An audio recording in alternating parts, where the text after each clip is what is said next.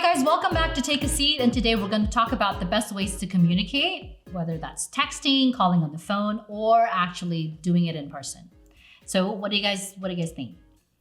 I think I personally prefer to call, which I know like the more convenient ways is to text or email, but sometimes like if you want to meet in person, you don't know, you have to coordinate schedules, and if you text, you don't know if that person read it. Even if they have read receipts, you don't know if they actually read it. They might have just opened it. So I prefer to call because I know for sure that person got the message. So that's how I feel. Yeah.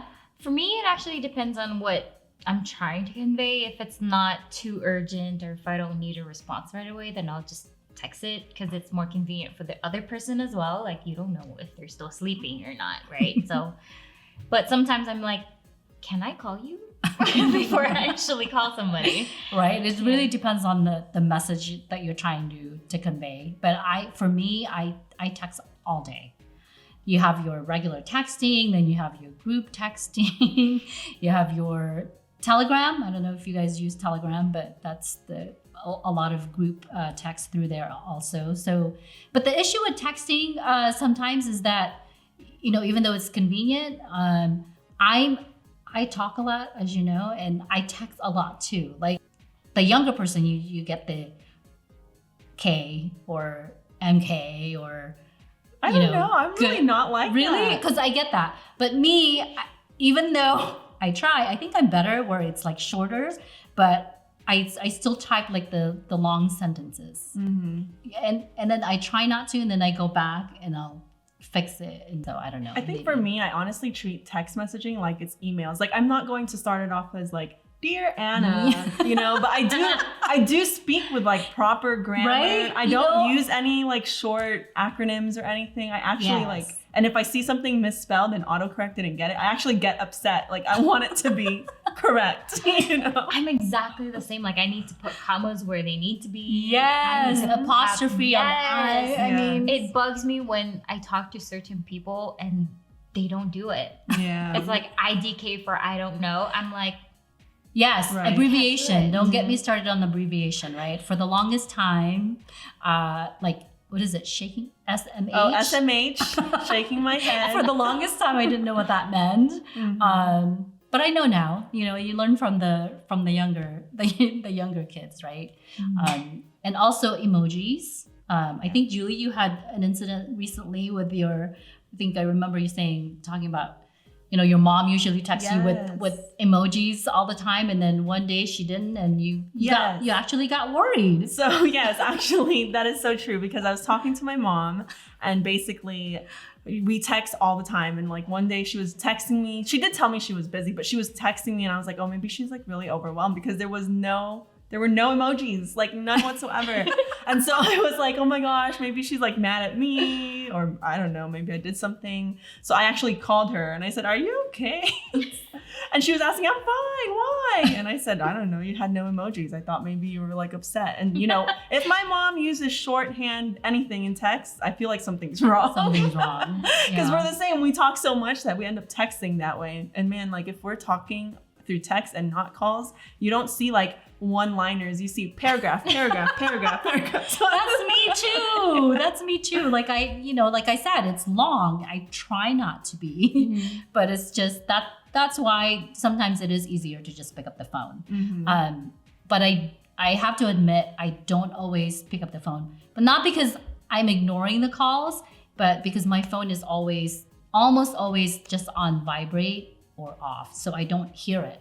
So especially when I'm driving, even when I'm driving though, I have this feel to put my phone, right next to me so that if it vibrates, I can at least see it. And never text, by the way, don't ever text when you're driving. Don't be tempted, okay? Because it only takes that split second where, you're looking down and it takes a split second for something bad to happen. So don't ever do that. Don't be tempted. Very true. But sometimes it also depends on the situation, because if you guys are already in the same like place, let's say it's coworkers and you're already in the same place, and you really need a message to get across and you need it that moment, sometimes it could be better to just like walk over to that person and do it in person. Yes. So yes, I do that instead of sending an email. So it depends. Because even at work, you have the different messaging app. like at work we have Teams, right, where you just you can easily chat, or Skype, business Skype, you can easily chat. But there are times when I do prefer to just walk over and just talk to the person, because through text there could be misunderstandings, right? You don't know sometimes you don't know the tone. You can misunderstand, if somebody texted you something and you can take it the wrong way, right? Has that ever happened to you? Yeah, like in the middle of arguments, maybe. Or like, I'm mad if I just put K.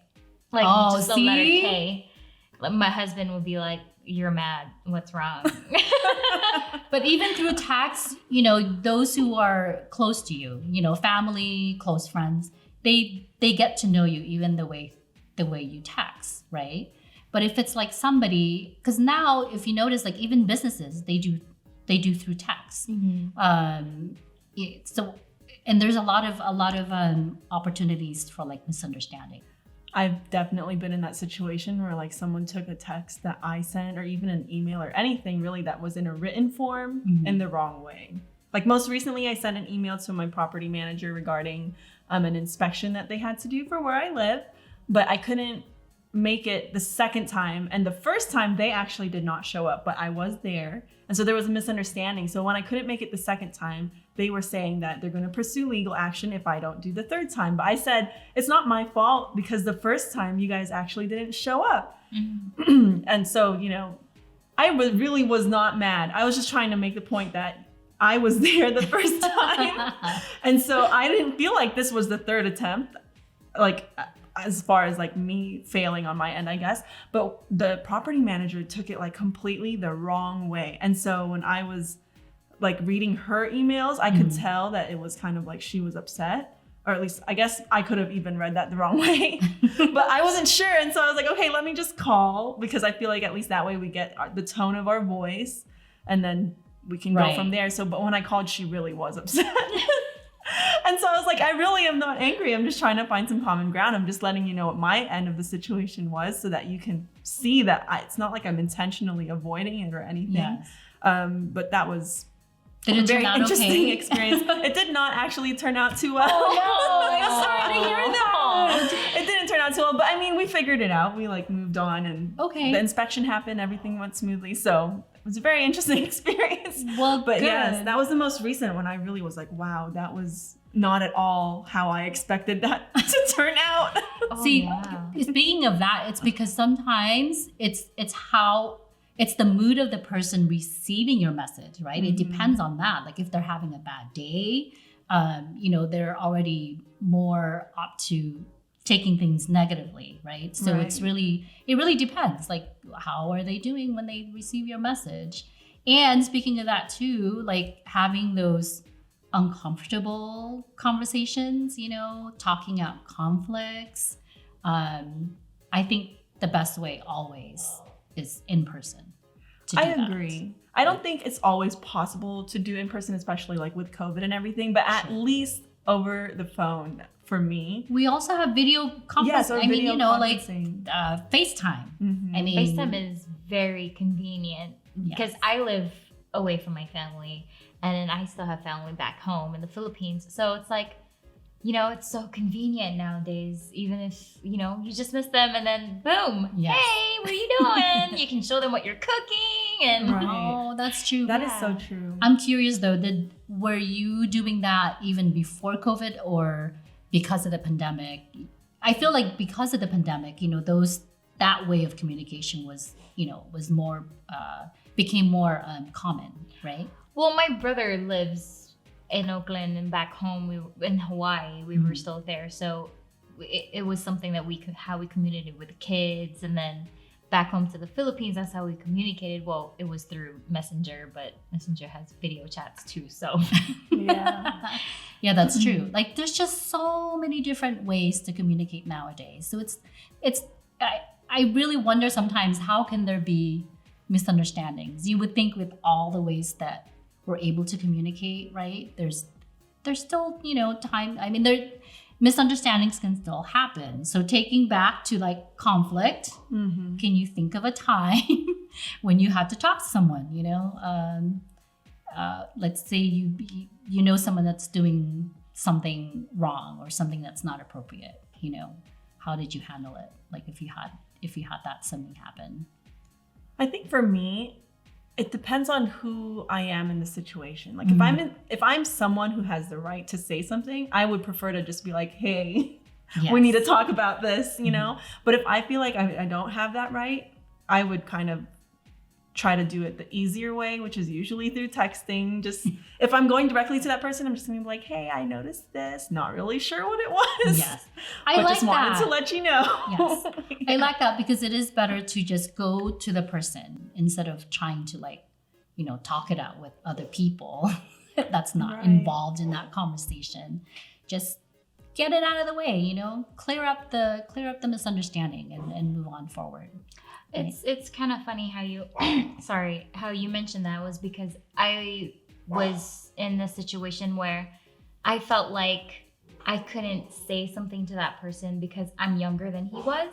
So I felt like I didn't have the respect that I needed from him to kind of not correct what he's doing, or kind of just put an insight to what he's doing wrong.